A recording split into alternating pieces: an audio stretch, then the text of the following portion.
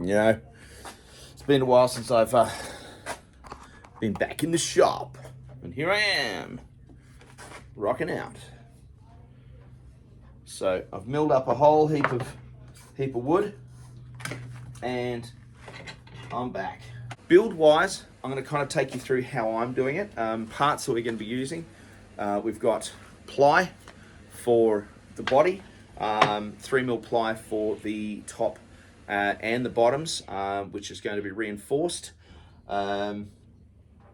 Yeah, and all of the timber is actually, to be honest with you, apart from the ply top, bottom is all reclaimed timber from old wardrobes. So you can see here's some of the joining from the old wardrobe on this piece. I think this is actually oak.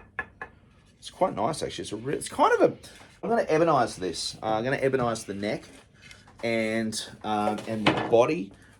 This is all old pallet timber as well. So the body's made out of old pallet timber. And so we're going to show you how this has been done. Now this is just a simple length of timber cut to size. You notice I've kept the hole from the tree there, which I love. This is going to be a Big Wolf guitar. So I've got some Big Wolf artwork, which I'm going to be decoupaging onto the box. Once I've done it, I'm about to build the box, which will be glued and nailed. And yeah, guys, all right, so let's see how we go. Next step is going to be to put the box together. That's just effing dangerous. All right, here we go. See? All right, so I'm going to put 3 nails in. One in the middle. Why nails? Because that's what the cigar box guitar, is that the cigar box people use. Nails and glue and nails, and that's what we're using. There we are. Another one here. Then the next, now what I'm doing here is I want the nails just to poke just a bit through the end so that they can grab the side material. The nice thing with this is I'm not hampered by the availability of boxes with this. I can actually do what I want. I've got to keep remembering to put the glue on. Now, how I'm going to put this together, I'm doing it by feel. Okay, so I'm actually bring you guys over here a bit and try and not hit the camera. So I'm doing this all by feel. All right, I'm feeling with my fingers where the top and the bottoms are. I'm eyeballing it down to make sure that I've got it on the side. I can feel it here. Give it a press down. There we go. Doesn't really matter if it's slightly off, because as I said, yep, look at that. That's fine. Glue's going to hold that nice. I'll put some little cleats in there as well to help support that. Now I'm going to put the other side in. The glue. There we are.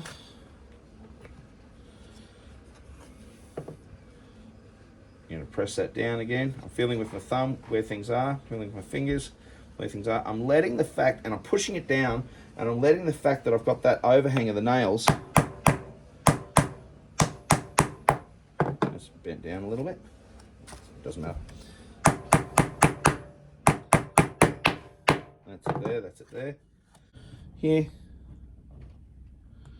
So it's real time of how I make some of the boxes that I do.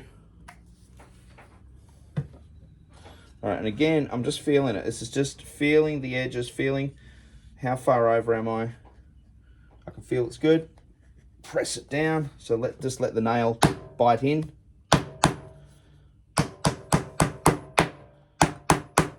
Whoop. I can tell I've hit the nice hard piece of wood in there. That's all right. This is marine grade ply. Whoa! Really didn't want to go in there. Something hard. As I said, I'm really not particularly fussed about. There we go. Let's just see if we can get one nice hit. Yep. And we're in. That one there. All right, now we're going to do the same over here. Just make sure that it's sitting nicely. There. Feeling it here. Just taking off some of that excess glue. Give it a press down so the nails bite in. 1, 2, 3.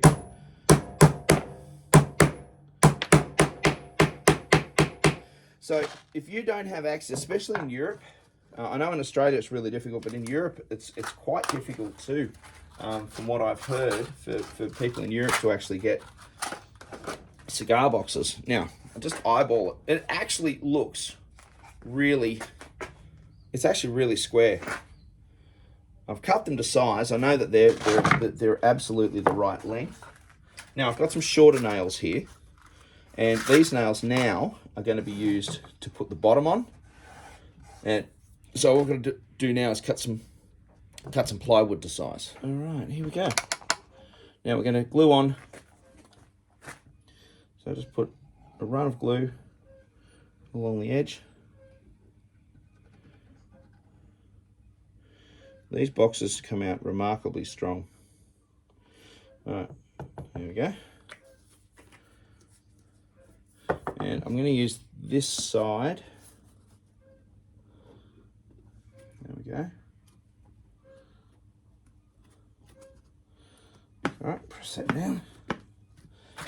And I'm going to nail it in. Now, a couple of things you need to do when you're nailing this in is keep an eye on where the neck is going to come through. So I never put a screw dead set in the middle. I always do a corner first. And set the corners where you want them. You usually try and do a little bit of an angle. And what will happen next is I'll run this up the bandsaw. There we go. Take the sides up the bandsaw. Alright, so now I know where the sides are on this. I'm going to actually put a few nails in now on the side. I'll put 3 along the side. I'm not measuring them out. I always just eyeball them.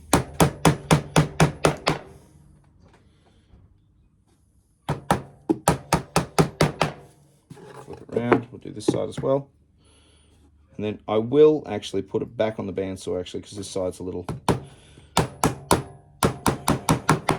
too much to sand. Got to preserve your sandpaper if you can.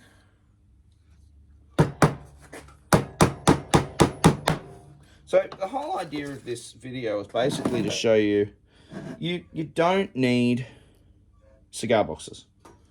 All right, if you're going to build a guitar, and you build a cigar box guitar, yes, you know, if you're going to get, you're always going to get the purists who jump up and down and say, it's not a cigar box. It's not a cigar box guitar. And technically they're right, aren't they? But this is the heart and soul of cigar box guitar building. Using what you can to do the job. There you go.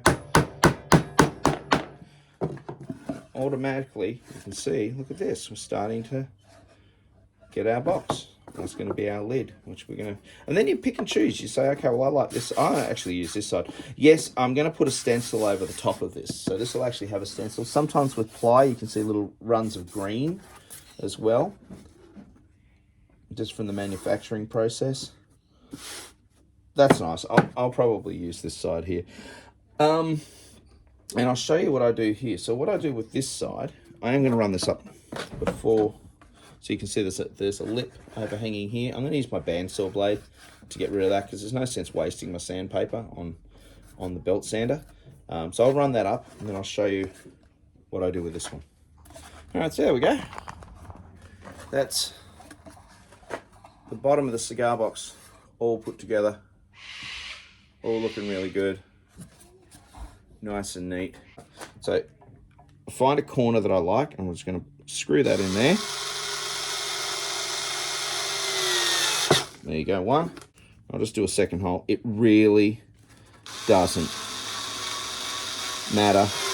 But what I will do on the top here is I'm just going to put a little fine mark saying that's the one I want, not that one. I don't know if you can see that. Just put a little arrow going to the hole that I want, not the one I messed up. All right, so I'm going to cut this down on the bandsaw again. All right, we're back, and it's all cut to size now. So this box is basically ready for staining. Or so you think. No, there's a very important step that I always do. And here we go. This is it.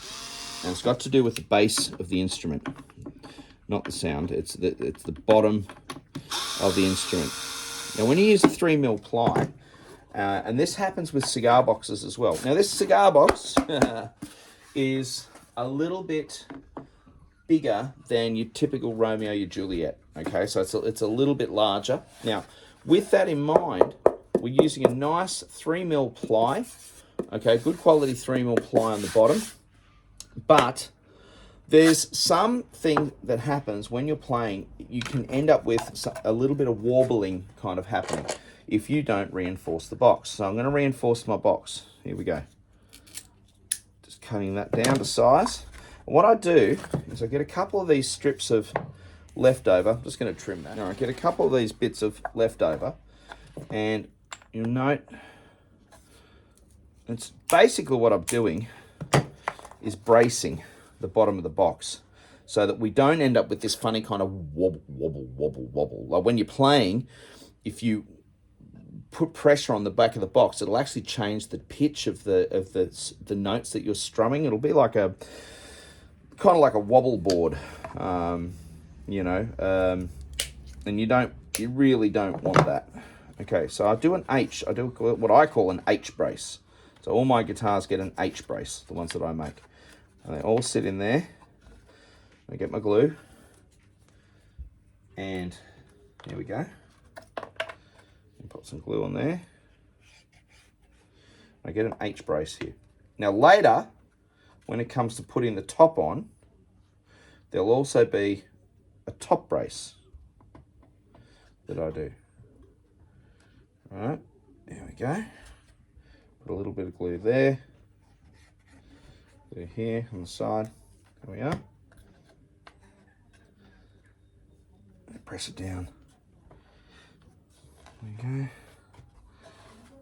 Let's clean it up a little bit. You're not going to see any of this. This is all hidden inside the guitar, but I know it's there. Give it a good press. If the timber's a little wibble wobbly, put something heavy on top of it. This is nice and flat. This wood, it's not going to lift. And then basically, I'll leave it. So now, that's it there. Okay, the next important step to do is I don't want to mix this up because this is not exactly square. I know it's going to be out like a 0.5 millimeter or something like that, like something minuscule, but my eyes will pick it up. And what I do is I pick the top. I put an arrow there.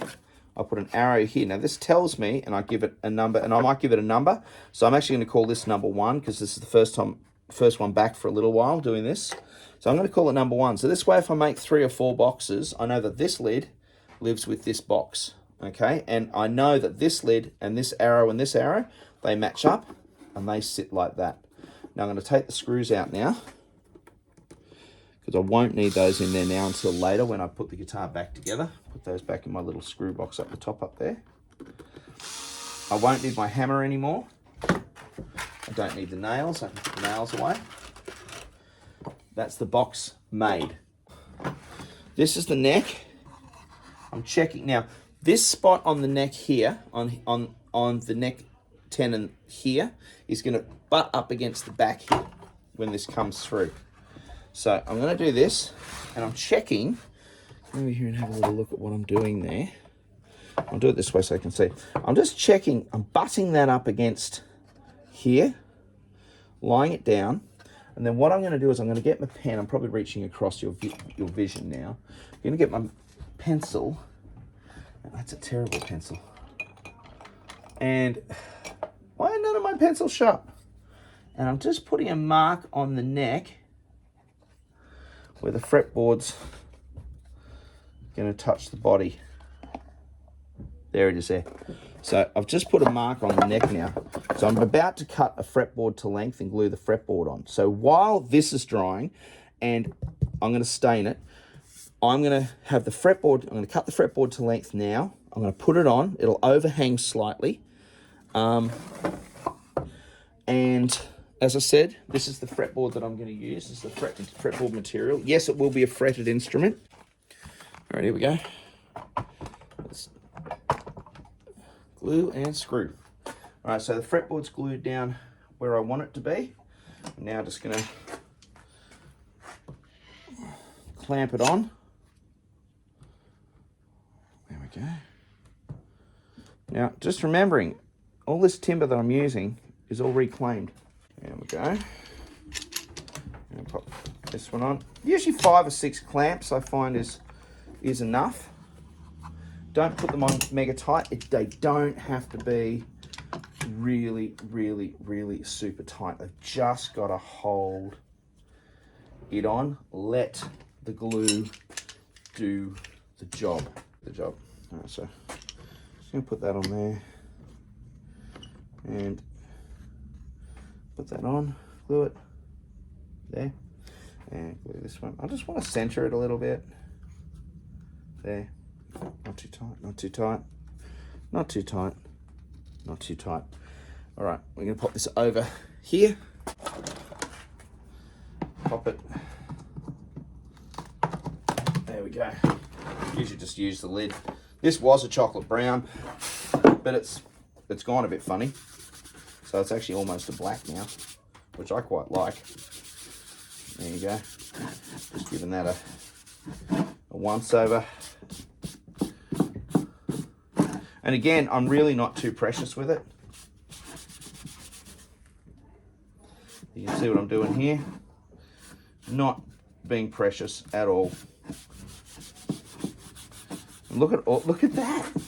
Look at that. Look how rustic that looks now. There you go. Run it up the sides.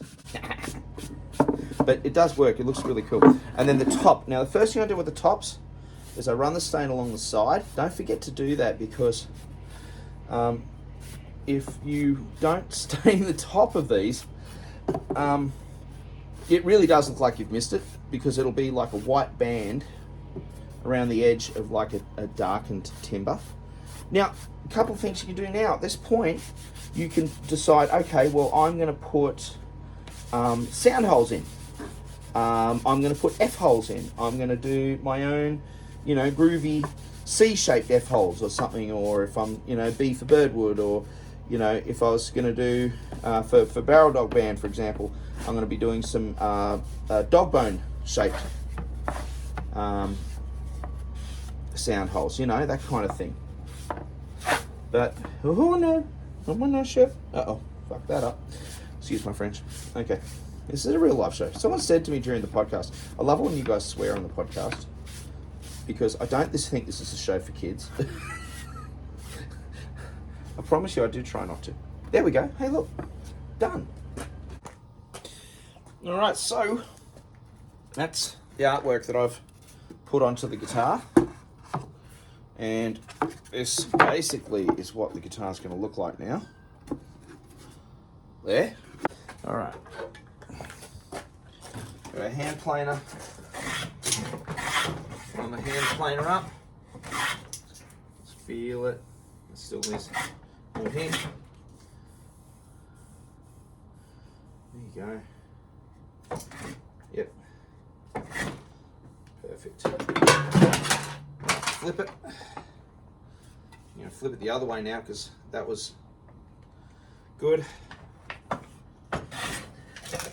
not going against the grain, I'm going with the grain, so I'm reducing any chance of tear out. There we go. Feeling it.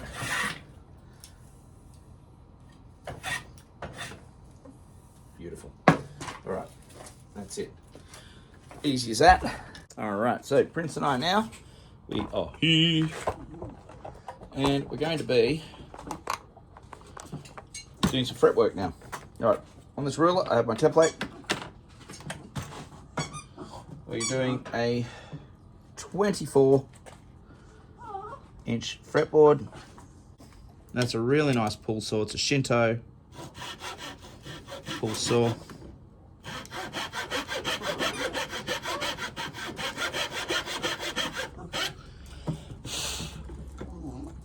Just making sure that I'm sitting nice and we're perpendicular. I always put the tip of my saw on the marking. That way when I bring my trusty little ruler up, I'm eyeballing. This isn't easy to do, by the way, with the camera stand in the way. All right, next step. Use one of these drill bits. See how it's got the little point on the end of it? And I center that. 1, 2, 3, 4, 5. Here we go. Going to get these bits here. I think these were some old mahogany that I had around. I cut these out and I make these bits here. See? I make these bits here. And very simple. Just glue them in.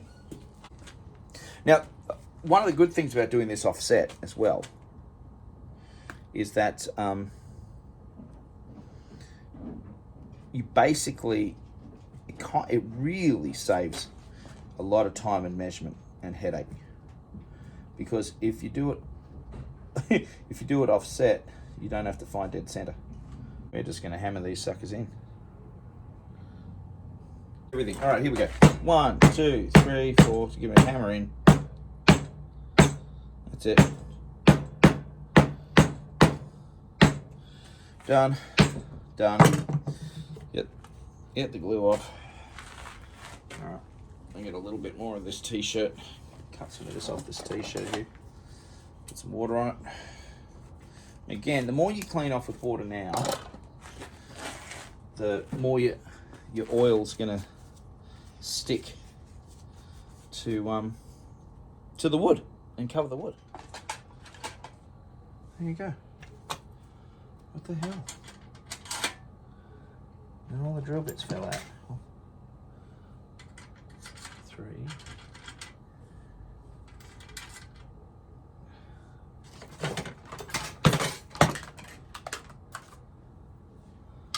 Bit of old fret wire there.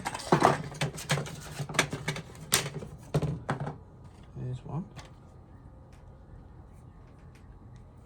That's about a 2. Yeah.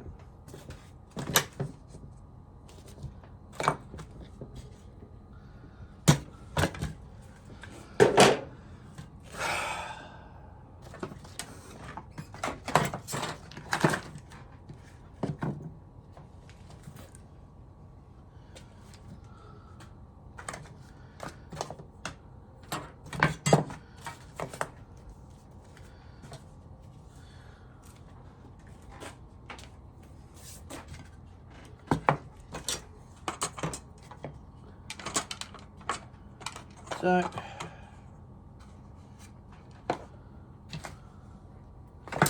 you saw that, yeah?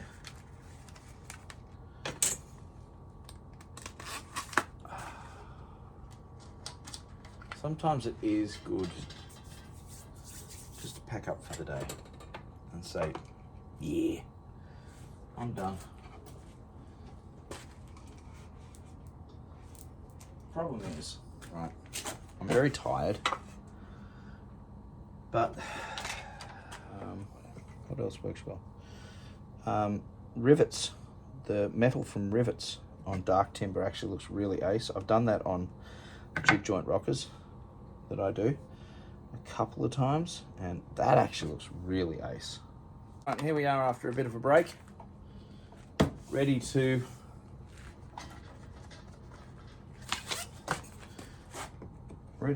saw in our fret slots. So what I'm doing now is just using my pull saw, going through, just making sure that I'm happy with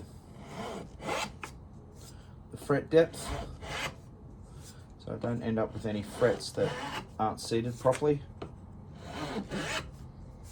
Just making sure I've got all the dust out. I got a pound of fret wire from CB Giddy. And yeah, I was super duper happy. Fret wire's really nice. It's nickel silver, so it's not the cheaper.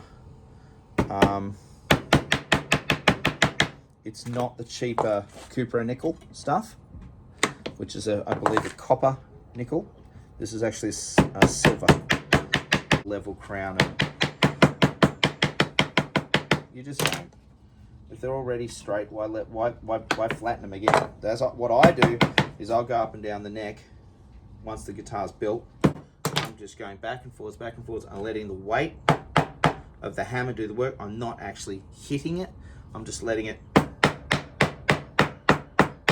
I'm almost dropping, just letting it drop, like that. Just judging how much force I need to put on. That's it. Just judging how much force I need to put on the hammer, the downstroke on the hammer, based upon the thickness, based upon the denseness, really of the timber. Now, what I'm going to do now is I'm just going to eyeball down the neck. All right. So what I'm doing now is just eyeballing. That just looks so good. Like, it is just dead set straight.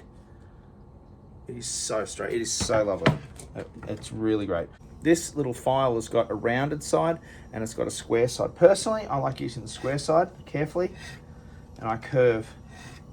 What I'm doing is I'm taking the sharp edge off, and I can feel it. So when you look at the fret from above and it's on the fretboard, here's the fretboard kind of going like magnified view, right? And your fret might be on the fretboard. That's your fretboard, that's your fret. You see how the fret's got really sharp corners on it after the sanding process. It's got these sharp corners. So what I'm doing with this little file is I'm curling it.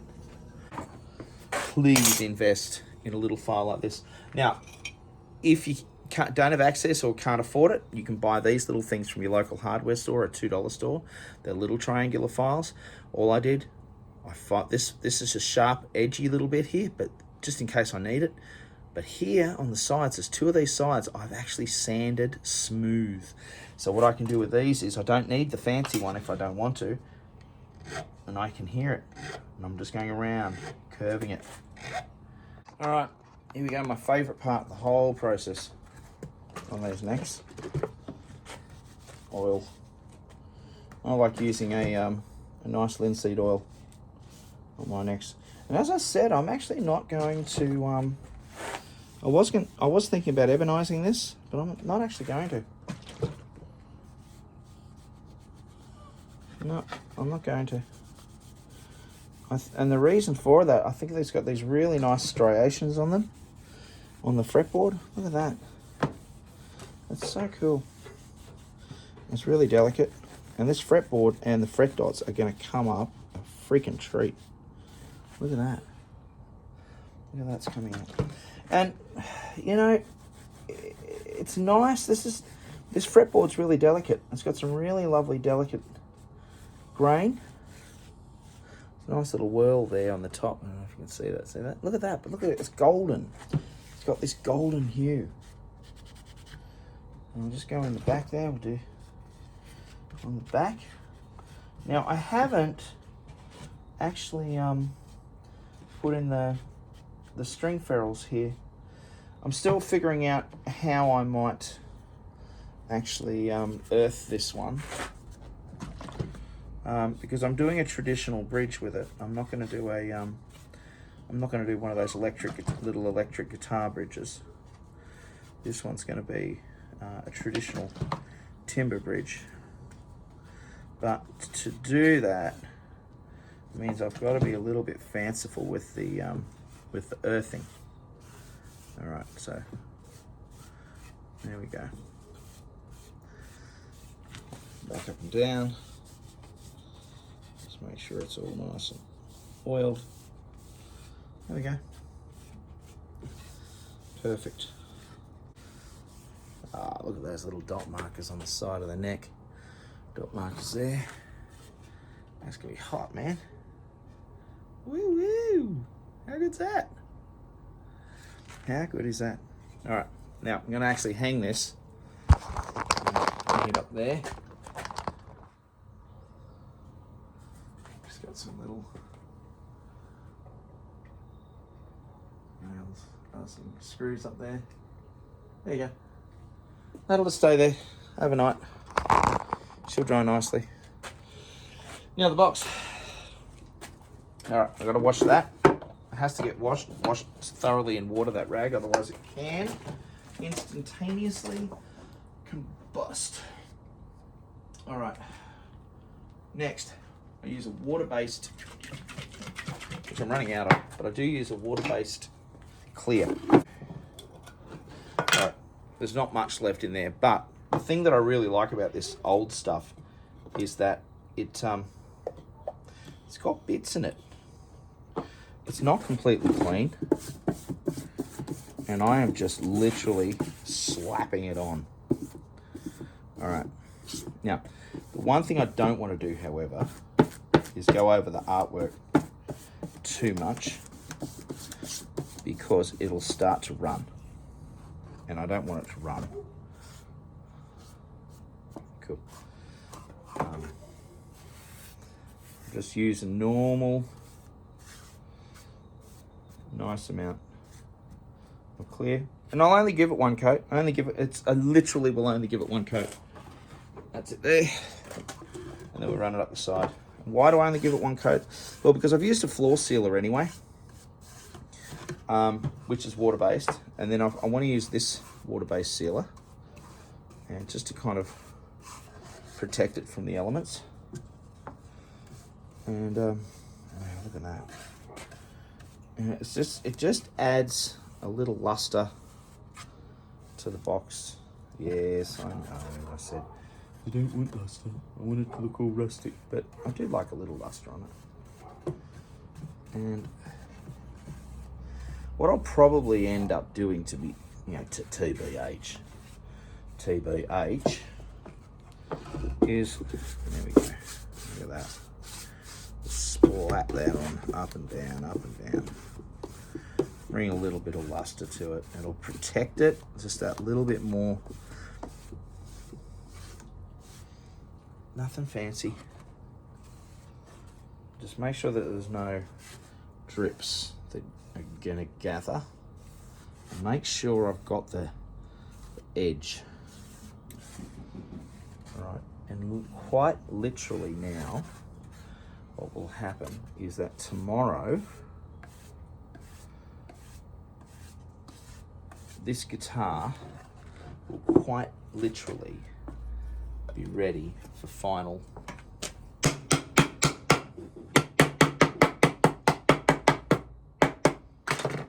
to have the neck set in. So I'll have the neck set in to the body, and electric's final setup. I've really kind of thrown myself into this today to get this done. And tomorrow, if I've got time, I'll put it all together and we'll finish it off. All right, so I'll see you on the next video. Thank you for watching. Thank you for subscribing. Please like and subscribe the show. If you're ordering any parts, consider using CB Giddy. If you go down into the information section of this video, the video description, you will see an affiliate link for cbgiddy.com. Use the affiliate link and the promo code to get 10% off the price of your first 3 orders with them. Thank you for those people who are actually using the affiliate link and promo code anyway, and I've used more than 3. But that really supports the show. It really supports what I'm doing here, and it helps in a big way, because there are costs involved in doing the podcast and the show, which I pay for. I don't mind doing that, but it's nice to get a little bit of help to do it if you're liking the shows and if you like the content. Big thank you again. All right, see you on the next video. Catch ya. Bye.